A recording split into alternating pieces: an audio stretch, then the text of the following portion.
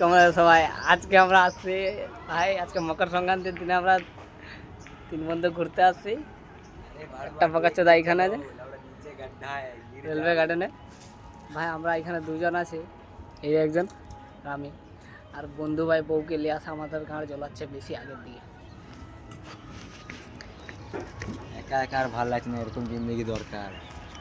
তোমরা কমেন্ট করো, কোনো মেয়ে যদি সিঙ্গেল আছে তো বলো, আমি আগের বছর বিয়ে করবো, এরকম জিন্দগি কাটাবো।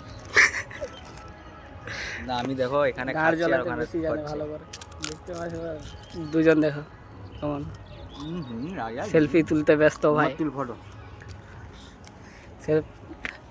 এরা দুজন ফটো তুলছে এরকম করে, তাই কেমন লাগছে ওর? গানে আগুন জ্বলছে। ভাই দেখে করে একটু সাবধানে বন্ধুদের সাথে আসো, যদি বিয়ে করলিছে তো দেখো। তাহলে এই যে একজন বোকাচোদা ফটো তোলার জন্য রেডি।